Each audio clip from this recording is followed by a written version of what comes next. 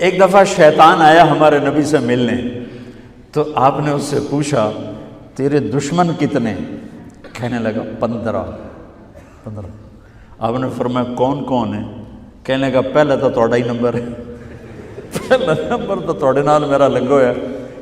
پھر کہنے لگا وہ مسلمان جو 24 گھنٹے باوضو رہتا ہے وہ میرا بڑا دشمن ہے۔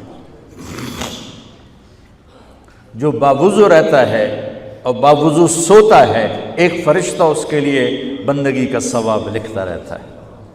خیر واپس آتا ہوں، میرے نبی نے فرمایا 4 باتیں لے لو اور دنیا بھی تمہاری آخر، ساری PIA زندہ ہو جائے گی، ساری اکانومی زندہ ہو جائے گی، ساری معیشت زندہ ہو جائے گی۔ 5 بھی نہیں، ایک انگلی بھی آپ نے نیچے کر دی، کہ یہ بس اتنی لے لو۔ حفظ امانت، صدق حدیث، حسن خلیقت، عفت فی طعمت۔ کیا خوبصورت! ساری زندگی کسی کو دھوکہ نہ دینا، دیانت داری۔ میرے ملک کے ادارے کیوں ڈوب گئے؟ دیانت نکل گئی، کھوٹ آ گئی، دھوکہ آ گیا۔ میرے نبی نے کہا حفظ امانت، کبھی امانت میں خیانت نہ کرنا، صدق حدیث، کبھی جھوٹ نہ بولنا، ہمیشہ سچ بولنا۔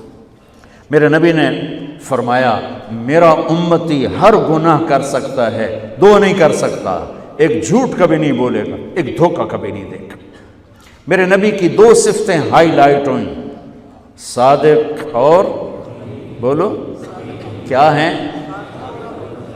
کوئی اور بھی تو ہو سکتی تھی، جس سے مشہور کیا، کعبہ قوسین بھی تو ہے، اور ادنا بھی تو ہے، واللیل بھی تو ہے سیاہ زلفوں والا، والضحیٰ بھی تو ہے روشن چہرے والا۔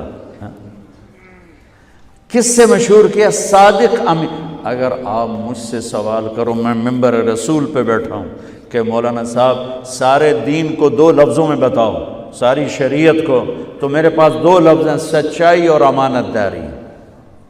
آپ مجھ سے سوال کرو مولانا صاحب ساری دنیا کے کفر کو بتاؤ، تو میرے پاس 2 لفظ ہیں، جھوٹ اور دھوکے بازی۔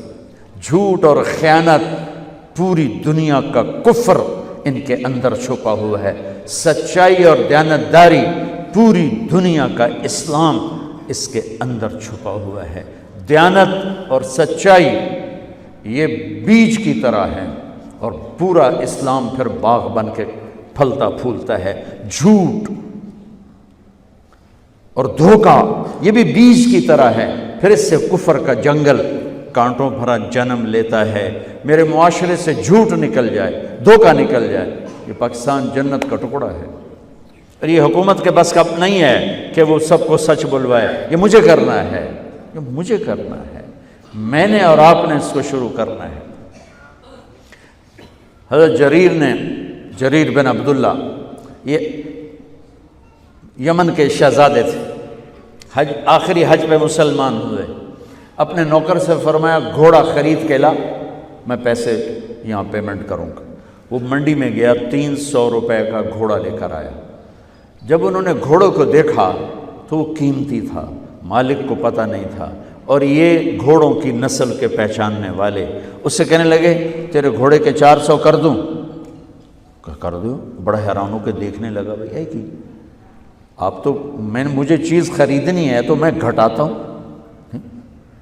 اور اجمل نے بیچنی ہے تو یہ اس کی قیمت بڑھاتا ہے، اور یہاں خریدار کہہ رہا ہے 400 کر دوں؟ وہ کہنے لگے کر دو۔ کہ 500 کر دوں؟ کہنے لگا کر دو۔ کہ 600 کر دوں؟ وہ تھوڑا تھوڑا گھبرانے لگا، بھائی یہ چکر کی ہے۔ 700 کر دوں؟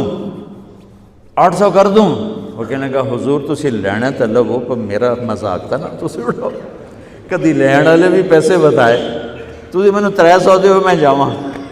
کہنے کہ اس کو 800 دے دو اور گھوڑا باندھ دو۔ وہ حیران، خوشی سے چھلانگے مارتا ہوا گیا۔ تو جب وہ چلا گیا تو نوکر نے پوچھا میں جب 300 میں سودا کر کے آیا تھا تو 500 کس خوشی میں بڑھائے؟ فرمایا میرے بھائی اس کے گھوڑے کی قیمت 800 تھی، 300 نہیں تھی، اور میں نے نبی کے ہاتھوں میں ہاتھ دے کے یہ وعدہ کیا تھا زندگی بھر کسی کو دھوکہ نہیں دوں گا، سب کی خیر خواہی چاہوں گا۔ تو بھائیو میرے اداروں میں کس ٹیلنٹ کی کمی نہیں، صلاحیتوں کی کمی نہیں، دیانت کی کمی ہے، قوت عمل کی کمی نہیں، سچائی کی